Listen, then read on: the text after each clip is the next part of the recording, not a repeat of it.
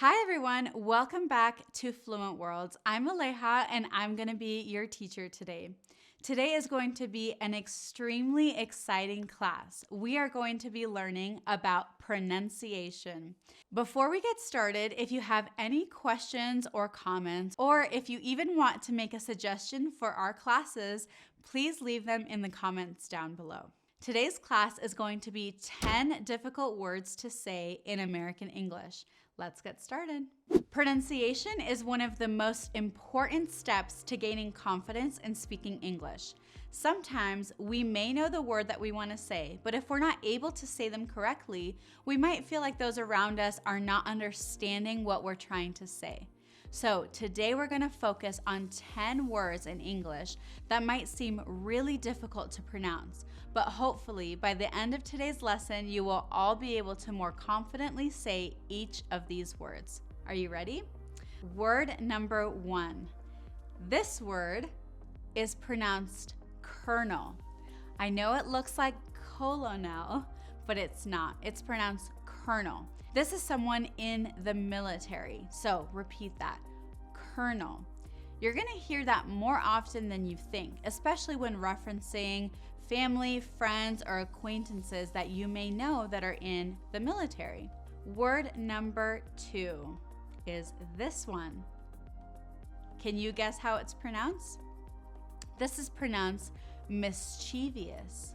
Sometimes with this word, you may hear different pronunciations depending on what region you're in or what country you might be in.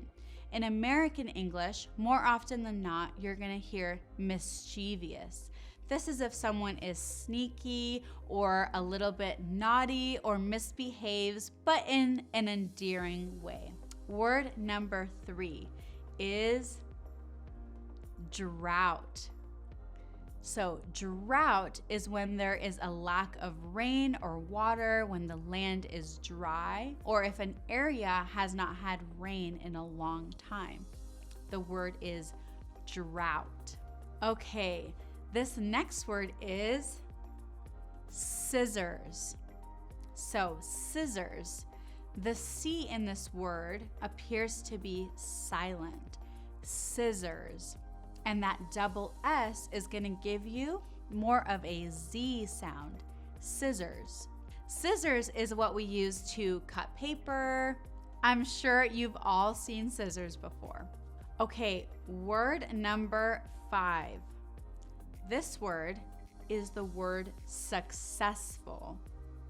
Successful. That word is definitely a mouthful.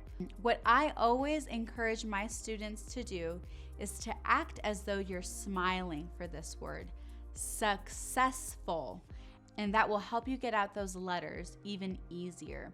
And that double C makes a K sound, successful. Okay, word number 6 is sixth.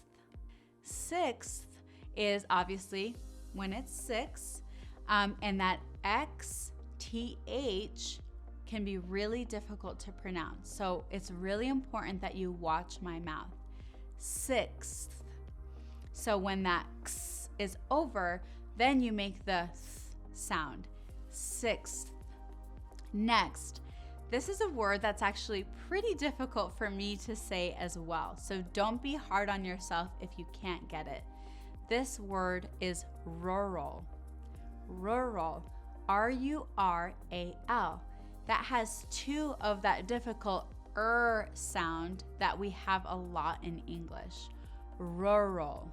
This is when something is out kind of in the farmland or in ranch land. Open space is typically referred to as rural.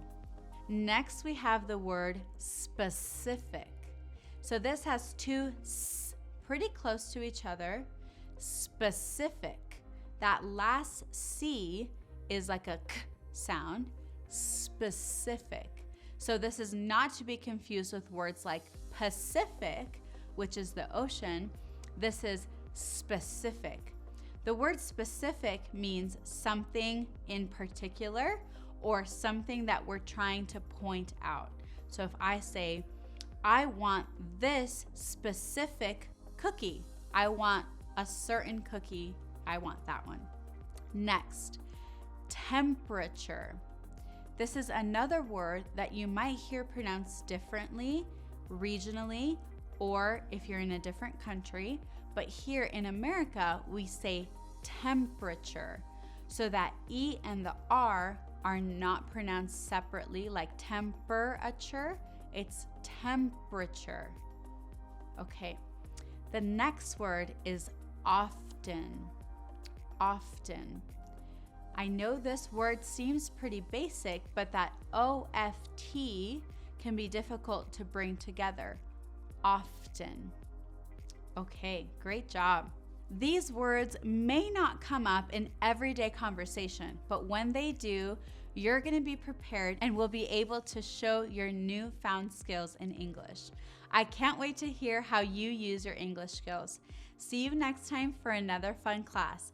Don't forget to like and subscribe so that you never miss a chance to practice your English.